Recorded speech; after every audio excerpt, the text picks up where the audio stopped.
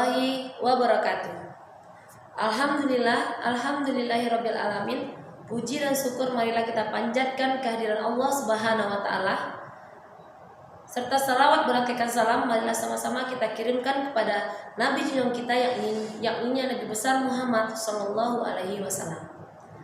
Yang saya hormati Bapak Profesor Busril, yang saya hormati Bapak dosen kita Bapak Damra MPD, kemudian kepada rekan-rekan yang sedang seperjuangan dengan saya pada program Pasca Sarjana UNP jurusan Pendidikan Olahraga tahun 2021 ini.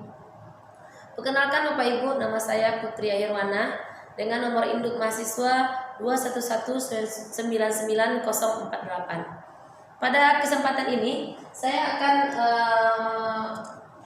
menyampaikan PTT ya tentang makalah saya yang berjudul Permasalahan dan Solusi Penerapan Pedagogik dalam Pembelajaran Pendidikan Jasmani, Olahraga dan Kesehatan.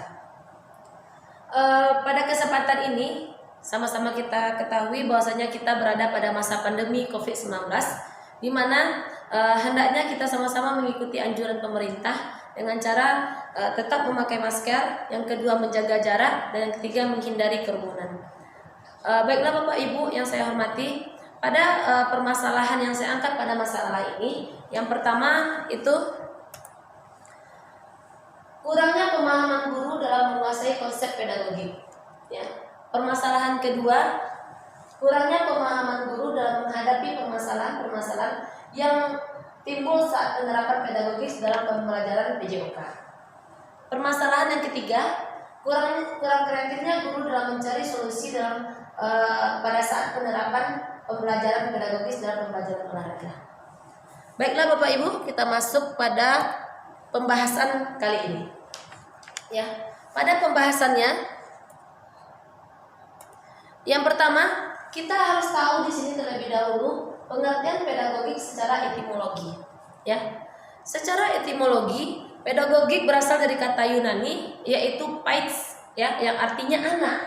Ya, secara etimologi. Sementara pengertian yang kedua itu agogen yang artinya memimpin, menginstruksikan dan menyiratkan seni yang bertujuan untuk memimpin, mendidik, mengajar kaum muda. Sebagian besar pedagogik olahraga ini dianggap sebagai subdisiplin ilmu olahraga. Sering dinamakan kinesiologi, ya. Jadi dari segi landasan teoritis, ya, di bidang studi yang satu ini didukung pula oleh ilmu pendidikan pada umumnya. Kemudian kita lihat pengertian pedagogis ini secara historis, ya, di mana secara historis pedagogis ini merupakan akar dari pedagogik olahraga, ya, sebagai subdisiplin akademis dari ilmu olahraga yang dapat ditelusuri kembali dari studi sistematis pendidikan penjas secara subjek.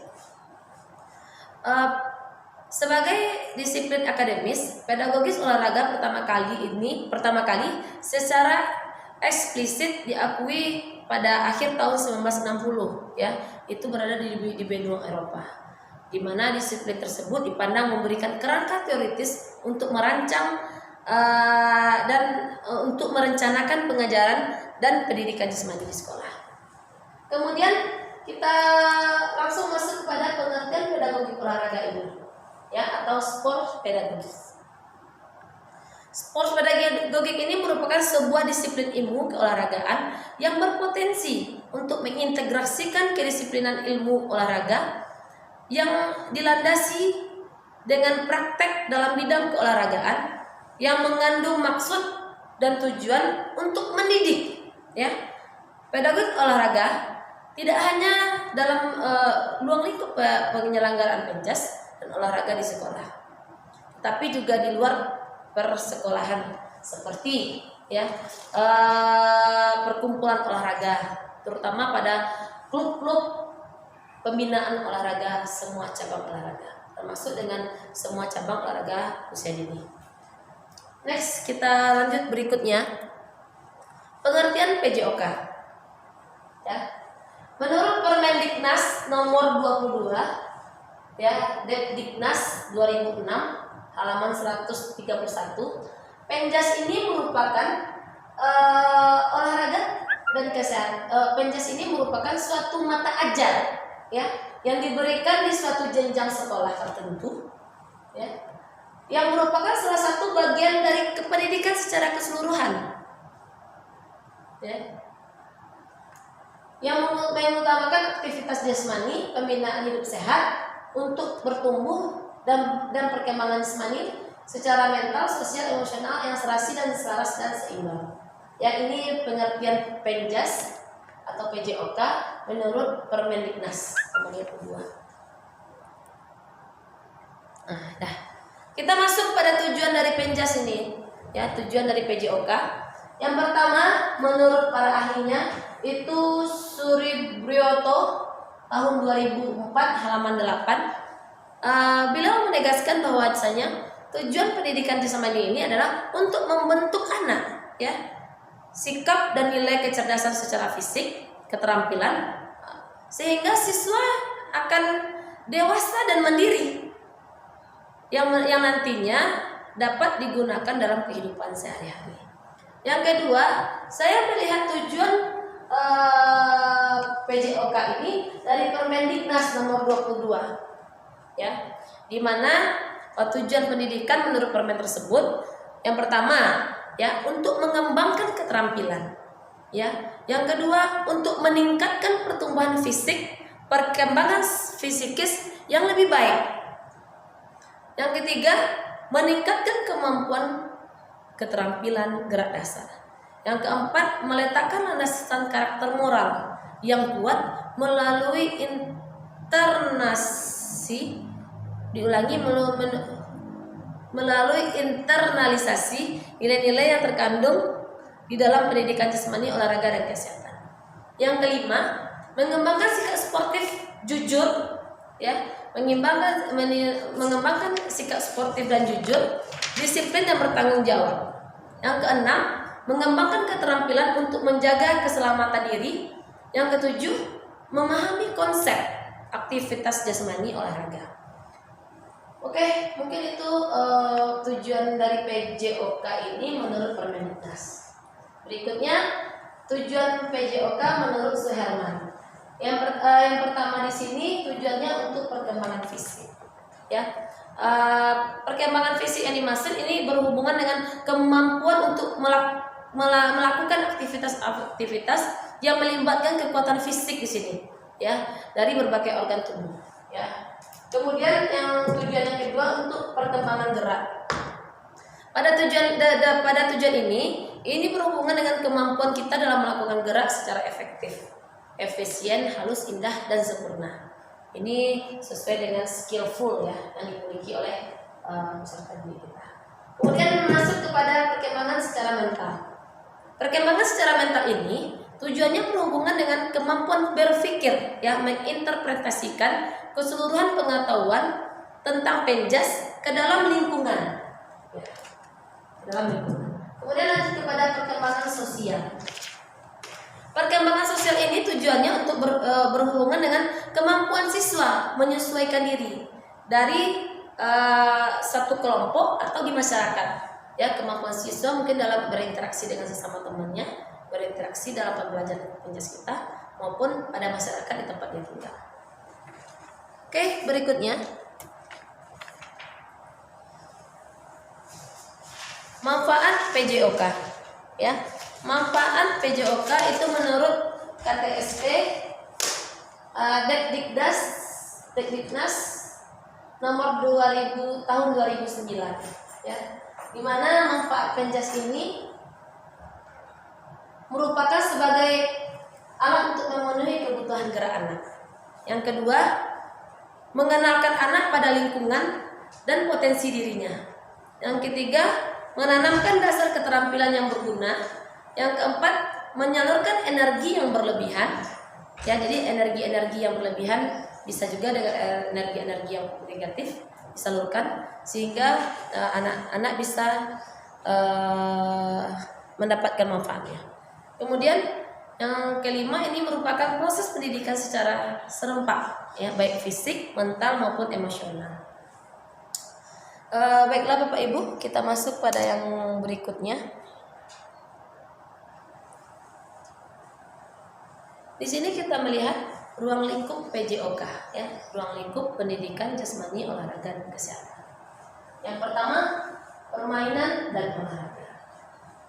Pada ruang lingkup ini, ya, olahraga permainan ini bisa kita kelompokkan menjadi olahraga yang pertama, olahraga permainan bola besar, olahraga permainan bola kecil. Olahraga permainan bola sebesar ini terdiri dari sepak bola, bola voli, kemudian bola basket. Sementara olahraga permainan bola kecil ini terdiri dari tenis meja, bulu tangkis, sepak takraw. Berikut ruang lingkupnya. Yang kedua adalah aktivitas pengembangan. Yang ketiga adalah aktivitas senam. Yang keempat adalah aktivitas ritmik. Yang kelima adalah aktivitas air. Ya, aktivitas air ini bagaimana penyelamatan dalam air, ya. Aktivitas renang ini masuk semuanya pada aktivitas air. Kemudian pendidikan luar sekolah, ya. Pendidikan luar sekolah ini masuk pada pembelajaran hiking, ya, lintas alam. Kemudian kesehatan, ruang lingkupnya kesehatan. Kesehatan ini terdiri dari yang pertama penyakit menular, HIV/AIDS, ya. Menjadi banyak lagi ruang lingkupnya yang baiklah Bapak Ibu. Jadi dari ruang lingkup kita punya 7, ya. 7 ruang lingkup pembelajaran pendidikan jasmani, olahraga, kesehatan di sekolah.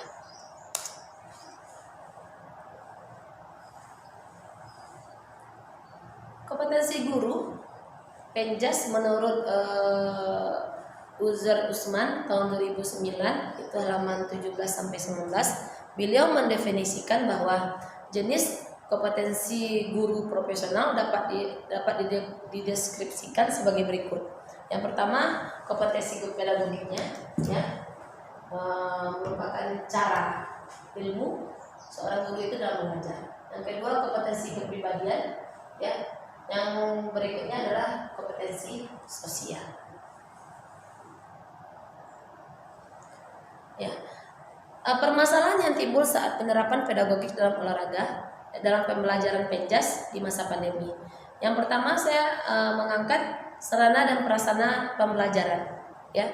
Seperti yang kita ketahui pada masa pandemi, sistem pembelajaran kita yang seharusnya kita pembelajaran secara luring, pada masa pandemi kita sudah masuk pada pembelajaran daring, di mana permasalahan dari sarana dan prasarana pada pembelajaran daring ini adalah keterbatasan sarana prasarana yang dimiliki oleh siswa di rumah, ya. Seperti yang kita ketahui bahwasanya pada pembelajaran daring di rumah itu apalagi materinya bola basket atau bola-bola besar, siswa tidak memiliki keterbatasan dalam sarana dan prasarana, ya. Di mana di rumah mereka mungkin keterbatasan dalam bola, ya. Kemudian lapangan yang tidak ada di dekat rumah mereka. Jadi itu kendala-kendala dalam sarana dan prasarana pembelajaran, ya, khususnya pendidikan jasmani, olahraga, kesehatan. Permasalahan yang kedua adalah keterbatasan kuota, ya. Jadi sebagaimana yang kita ketahui bahwasanya pembelajaran daring ini memang membutuhkan kuota dalam mengakses media pembelajarannya, ya. Jadi memang sangat dibutuhkan di sini adalah kuota. Yang berikutnya model pembelajaran. Yang keempat adalah pemahaman peserta didik yang relatif. Yang kelima, motivasi guru dalam menyajikan pembelajaran. Yang keenam adalah strategi pembelajaran. Alternatif pemecahan masalah, ya.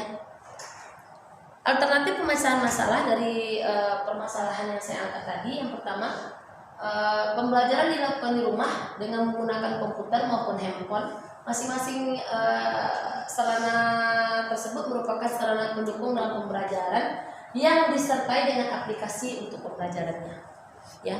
Jadi karena keterbatasan sarana, kemudian alternatif pemecahan masalahnya adalah kita menggunakan media pembelajaran berupa handphone dan komputer, ya, untuk menunjang proses pembelajaran di rumah.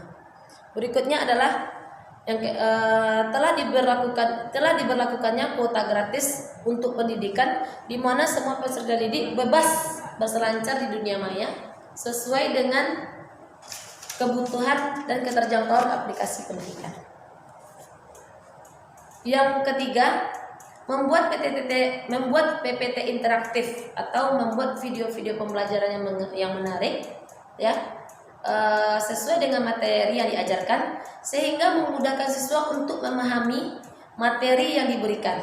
Meskipun pembelajaran tidak dilakukan secara tatap muka, tetapi siswa bisa merasakan seperti bersekolah atau sama dengan pembelajaran tatap muka, ya. Jadi pada kesempatan ini guru diminta untuk lebih interaktif dalam pembelajarannya, ya. Yang keempat, alternatif pemecahan masalah saya. Yang pertama, tingkat pemahaman mereka yang kurang. Mereka karena kebiasaan dari pembelajarannya, ya, mereka biasanya praktik di lapangan, sekarang tidak bisa lagi untuk praktik. Jadi alternatif pemecahan masalahnya, ya, mereka harus tetap melakukan praktek aktivitas fisik walaupun sesederhana mungkin, ya, baik dari meningkatkan aktivitas kardio mereka maupun melakukan olahraga permainan yang dapat meningkatkan kesegaran jasmaninya. Oke. Kesimpulan, ya. Kesimpulan dari makalah ini, ya. Kesimpulannya saya ambil, pendidikan jasmani merupakan proses belajar untuk bergerak, ya. Dan melalui gerak tersebut kita dapat berinteraksi antara peserta didik dengan lingkungan, mendesain dan merencanakan secara sistematis untuk meningkatkan kebugaran jasmani, mengembangkan keterampilan motorik. Sementara tujuan pendidikan jasmani yaitu untuk pembentukan anak, yaitu untuk pembentukan sikap atau nilai serta kecerdasan fisik serta keterampilan atau psikomotorik. Yang kedua, fungsi pendidikan jasmani itu terbagi dalam beberapa aspek. Yang pertama, aspek organik. Yang kedua, aspek neuromuskuler. Yang tiga, aspek persepsi. Yang keempat adalah aspek kognitif. Yang kelima, aspek sosial. Yang keenam adalah aspek emosional. Ya, manfaat pendidikan jasmani ini dapat saya simpulkan yaitu untuk memenuhi kebutuhan gerak anak, ya, untuk mengenalkan anak pada lingkungannya serta potensi dirinya, untuk menanamkan dasar-dasar keterampilan yang berguna untuk menyalurkan energi yang berlebihan, yang merupakan proses pendidikan secara serempak baik fisik, mental maupun emosional. Baiklah Bapak Ibu, untuk sarannya, ya. Untuk saran yang pertama, perlu kembali diadakannya pelatihan khusus untuk guru olahraga, baik dilakukan secara organisasi, profesi, dinas terkait lainnya sebagai penguatan pedagogik dalam olahraga sehingga mampu mengembangkan potensi guru tersebut. Yang kedua, perlu keinginan tinggi dari guru tersebut untuk mencari referensi terkait dengan pedagogik dan olahraga secara mandiri. Yang ketiga, olahraga sebagai pelaku utama mengajak dan menimbulkan motivasi bagi masyarakat untuk melaksanakan pembinaan olahraga bertujuan untuk menyehatkan dan membugarkan fisik. Demikianlah presentasi saya pada hari ini, ya.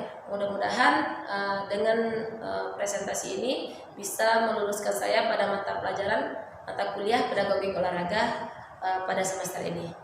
Wabillahi taufiq wa hidayah. Assalamualaikum warahmatullahi wabarakatuh. Terima kasih.